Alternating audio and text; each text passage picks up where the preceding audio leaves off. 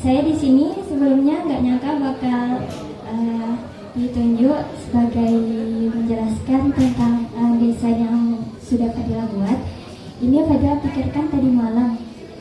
Dan Fadila juga bukan orang Rejang, Fadila orang Jawa. Dan tadi malam Fadila belajar tentang apa itu budaya Rejang. Nah, di sini Fadila menemukan desain lumpaku itu seperti ukiran yang ada di rumah adat Rejang dan menyerupai suluk tubuhan yang lengkung dan membentuk seperti di atas dan di bawah. Itu menandakan kehidupan yang terus-menerus berputar. Terkadang manusia berada di atas dan terkadang manusia juga ada di bawah. Di situ juga Fadila gambar ada mahkota di atas, berarti itu di atas. Sedangkan mahkota di bawah berarti dia ada di bawah. Di sini Wilya buat motifnya judulnya Gua Lemah. Maaf kalau orang salah pengucapan ya, karena Wilya harus Rawai, bukan orang Rejang. Nah, di sini sedikit menjelaskan tentang motif Wilya.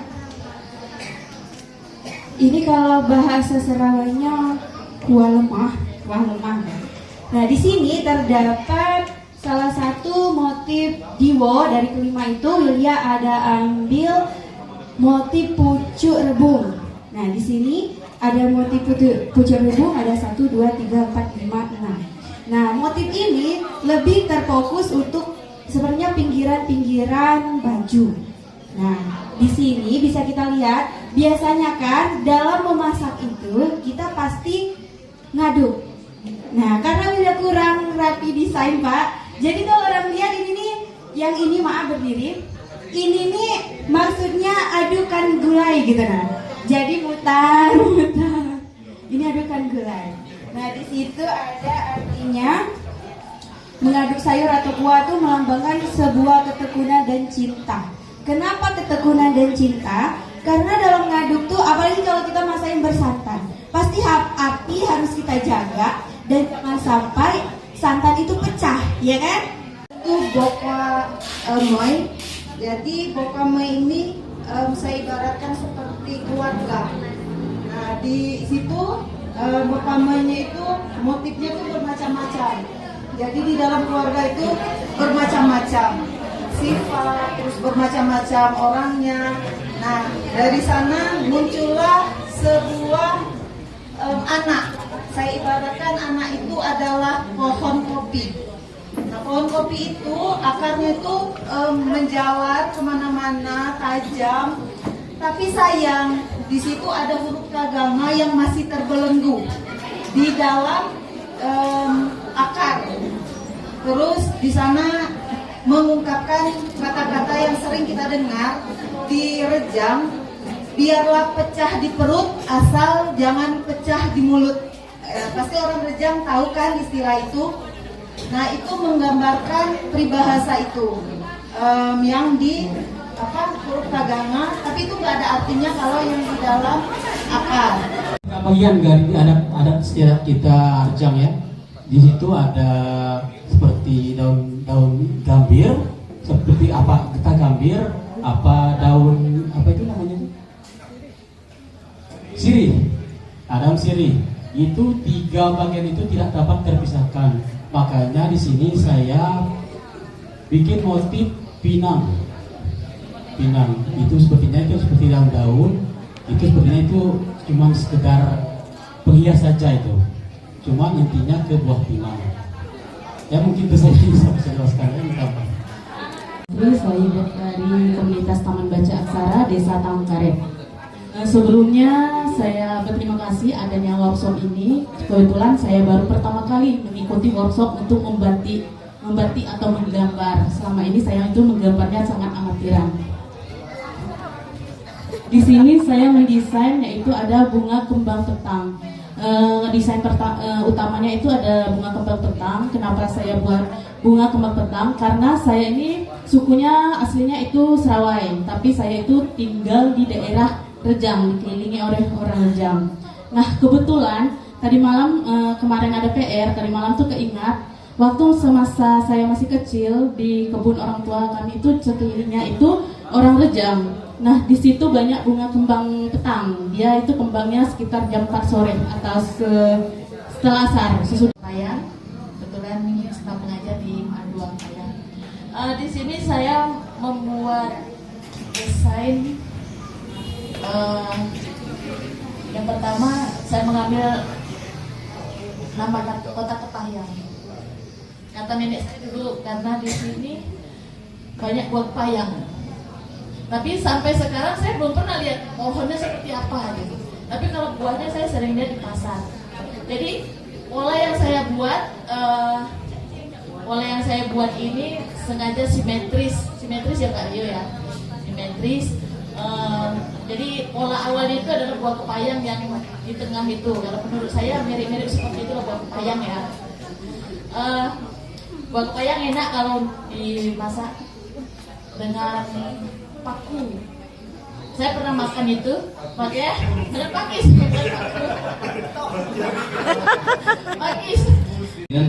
Yang di tengah itu, paling tengah itu buah kepayang. Jadi buah kepayang ini memang sebenarnya bukan sebuah ikon kepayang, hanya saja sama halnya dengan nama agar kita mudah diingat. Orang taunya kalau kepayang itu buah kepayang. Kenapa saya menggambarkan buah kepayang? Untuk mendapatkan sebuah kenikmatan atau sebuah keberhasilan itu harus ada perjuangan. Asal makan kita payang mabuk.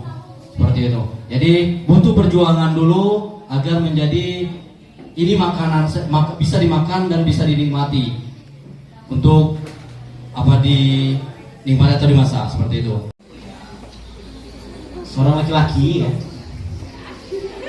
yang menggunakan baju adat Rejang, itu menggunakan culau, dan di sebelah kiri kanannya ada keris apa ya? Keris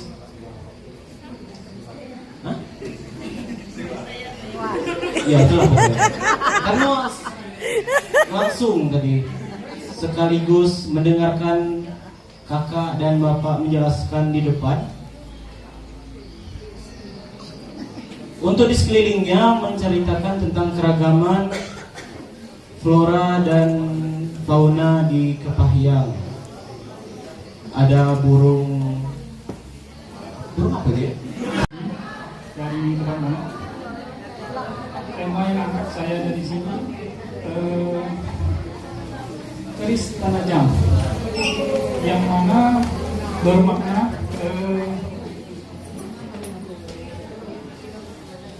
yang pertama identitas untuk bangsawan, simbol kehormatan seseorang dalam masyarakat Rejang.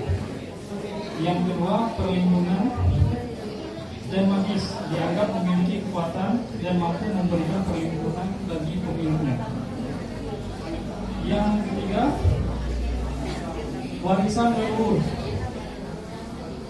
Yang keempatnya kelengkapan adat.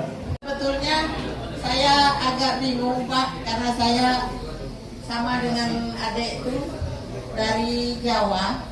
Jadi cuman saya tetap pengen belajar bahasa Rejang. Makanya tadi bagaimana ya kalau bahasa Rejangnya itu kan, kalau Kepahyang itu pasti identiknya dibuang sayang, dimakan mabuk, gitu kan? Nah, apalah saya bilang itu kata-kata Rejangnya. Saya nanya sama ahlinya, dari entah betul entah enggak ini Pak. Jadi katanya nambung sayang, nemu mabuk, betul enggak Pak? Betul itu. Tahu mau buatnya gimana gitu kan. Alhamdulillah berkat belajar dengan Pak Sarwit, Pak Emong, dan saya tadi konsultasi juga dengan Bapak Emin itu. Jadi saya buat motif Tebat Mono. Jadi impian saya buat Tebat Mono adalah tercapai. Jadi di sini Tebat Mono itu ternyata zaman dulu itu ada Tebat Mononya. Memang ayamnya itu ditenggelamkan di situ. Jadi tengokkan Mi, tengokkan Tebat Mononya di situ nggak ada. Oh, oke. Jadi zaman dulu tuh tempat nyambung ayam gitu istilahnya gitu. Jadi untuk ceritanya mungkin saya belum detail karena memang saya bertanya juga sama narasumber yang memang benar tahu ceritanya. Jadi di sini saya rangkum gitu. Jadi zaman dulu tuh ada orang yang sering nyambung ayam. Nah kemudian karena ada suatu kejadian yang mereka membuat ketakutan sehingga ayamnya itu ditenggelamkan, dimasukkan ke dalam tebak.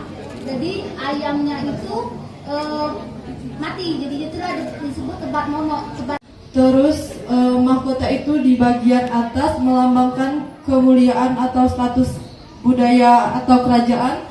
Terus yang di tengah melambangkan bunga rafflesia yang melambangkan khas Bengkulu. Terus di bagian kaligrafi itu garis yang melengkung yang mengelilingi motif yang di tengah dengan ciri khas ragam hias batik tradisional untuk melengkapi motif yang utama yang di tengah.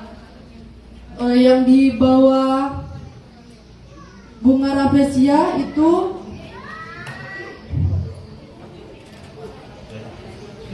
tempat serkasiri untuk adat khasnya Kepahyang.